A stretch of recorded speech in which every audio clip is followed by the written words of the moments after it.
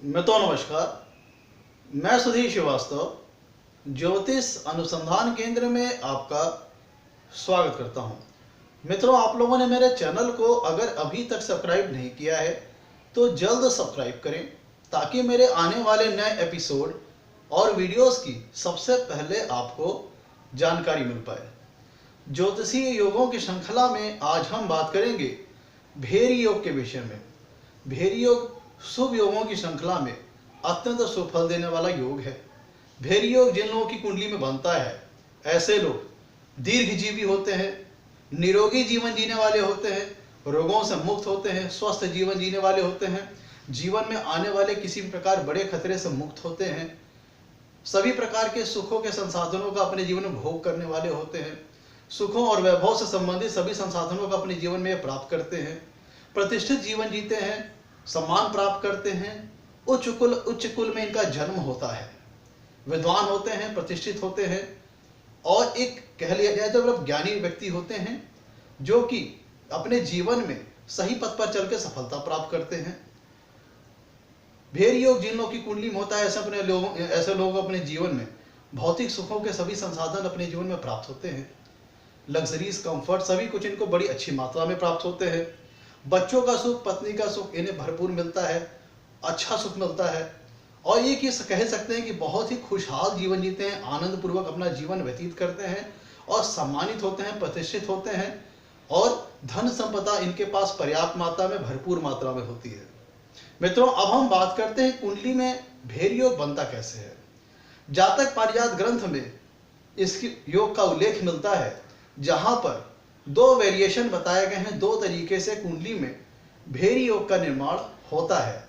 तो जिसके अंतर्गत अब हम पहली परिभाषा के ऊपर चर्चा करते हैं, जिसके अंतर्गत भेरी योग का निर्माण होता है।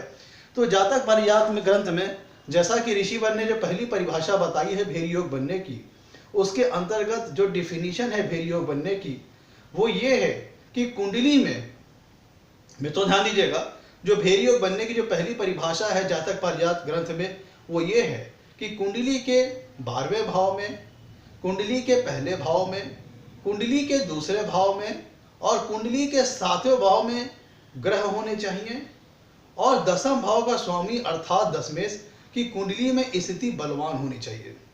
ध्यान दीजिएगा मित्रों, जो पहली परिभाषा बताई है उसके अंतर्गत कहा यह गया है कि कुंडली के 12वें भाव में, कुंडली के पहले भाव अर्थात लग्न में और कुंडली के दूसरे भाव में और कुंडली के 7वें भाव में ग्रह मौजूद होने चाहिए और साथ ही साथ 10वें भाव के स्वामी अर्थात दशमेश की स्थिति कुंडली में बलवान होनी चाहिए। आपको समझाने के लिए मैंने एक सैंपल चार्ट लिया हुआ है। मित्रों ध्यान दीजिएगा, इस सैंपल चार्ट के माध्यम से मैं आपको समझाने का प्रयास करूंगा। कर्क लग्न का मैंने ये सैंपल चार्ट लिया हुआ है। तो जो पहली परिभाषा कही है ऋषिवर ने, उसके अंतर्गत ऋषिवर ने कहा है कि कुंडली के 12वें भाव में और कुंडली के पहले भाव में,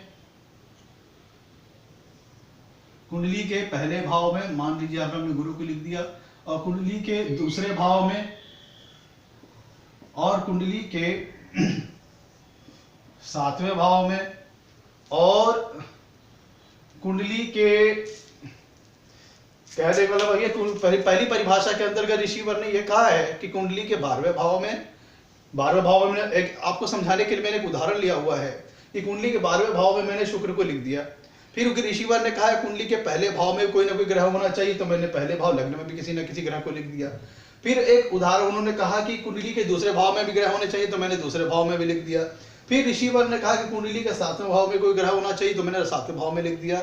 और फिर उन्होंने जो पहली अनिवार्य कंडीशन है पहली परिभाषा के अंतर्गत वो ये है कि कुंडली के 12वें भाव में, कुंडली के लग्न भाव में, कुंडली के दूसरे भाव में और कुंडली के 7वें भाव में कोई ना कोई ग्रह होना चाहिए।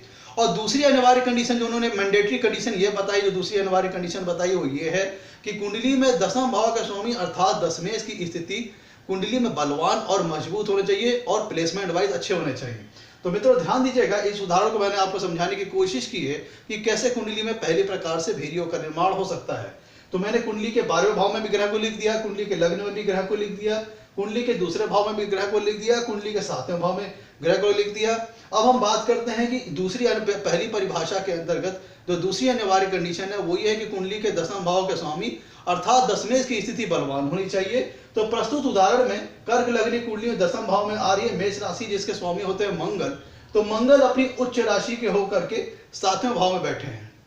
ध्यान दीजिएगा कि दशमेश की स्थिति यहाँ पे बलवान होने का मतलब ये है कि दशम भाव का स्वामी अर्थात दशमेश कुंडली में केंद्र में हो या त्रिकोण में हो या फिर दूसरे भाव या तीसरे भाव या लाभ भाव में हो, कुल मिला के कहने का अर्थ है कि दशम भाव का स्वामी अर्थात दशमेश 6, 8, 12 में भाव में नहीं होने चाहिए, नीच राशि में अपने नहीं होना चाहिए, अस्त नहीं होना चाहिए, क्योंकि उन्होंने प्रत्यक्ष तौर पर यहाँ पे कहा है, जो पहली परिभाषा के अंतर्गत जो दूसरी अनिवार्य कंडीशन है कि दशमेश बलवान होना चाहिए, तो मतलब यहाँ पे हुआ कि दशमेश की प्लेसमेंट अच्छी होनी चाहिए और नीच राशि का नहीं होना चाहिए, अस्त नहीं होना चाहिए, 6, 8, 12 भाव में नहीं होना चाहिए, डिग्री वाइज बलाबल में होना चाहिए।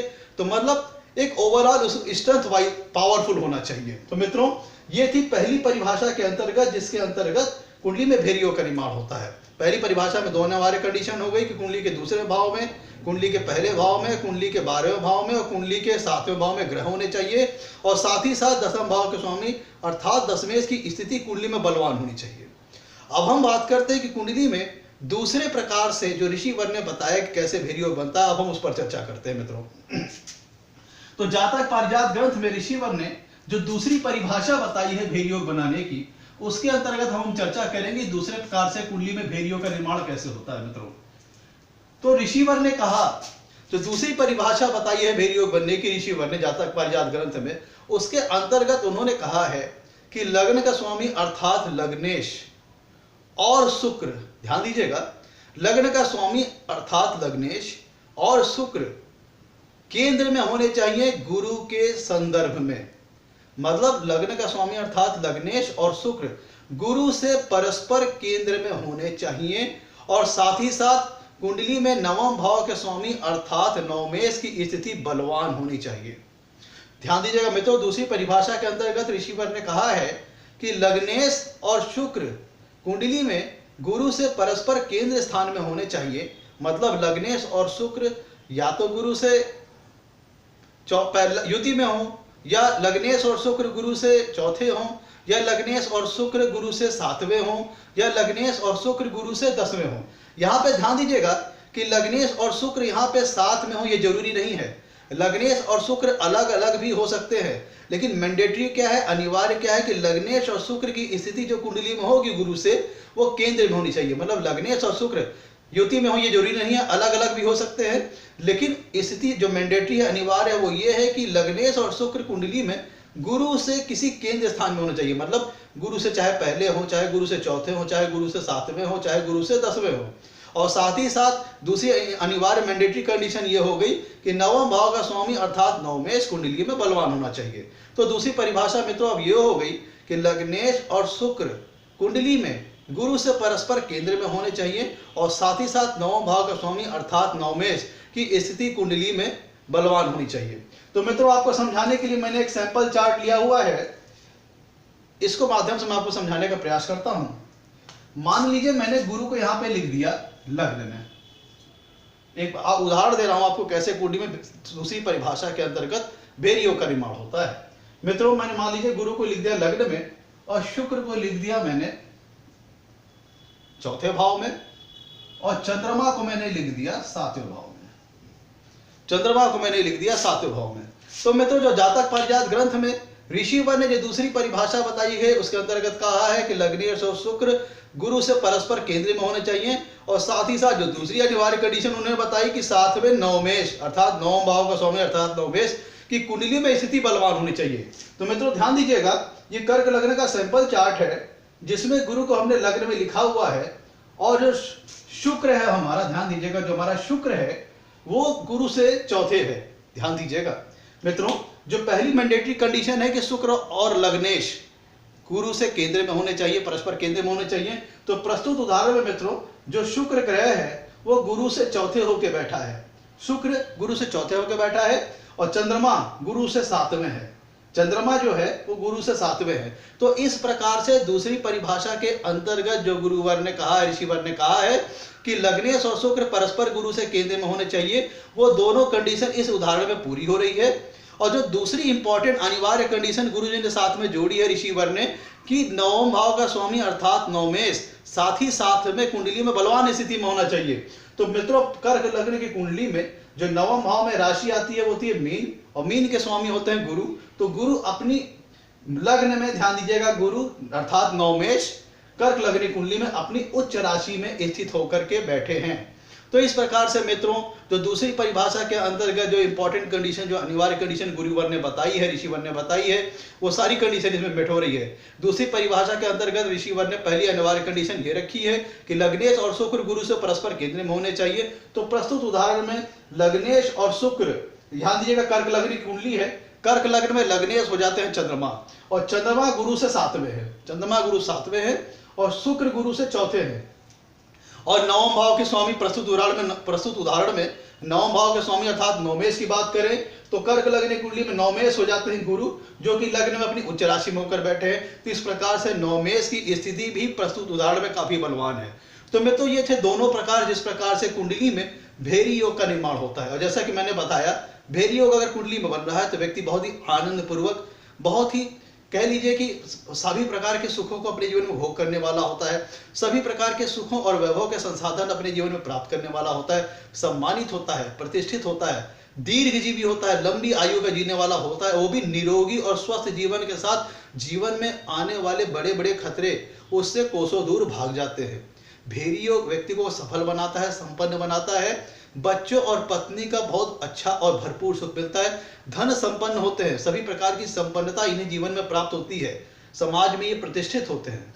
मित्रों, ये थी भेरी योग की परिभाषा। मित्रों, आपसे कहना है मेरे चैनल को लाइक करें और मेरे चैनल को सब्सक्राइब करें ताकि मेरे आने वाले वीडियोस की आपको जानकारी हो सके, और आपके लाइक्स और सब्सक्रिप्शन हमें मोटिवेशन प्रदान करते हैं ताकि आगे चल करके हम और अच्छे वीडियो आपके लिए ला करके प्रस्तुत कर सके। मित्रों, आज के लिए इतना ही दोस्तों, धन्यवाद।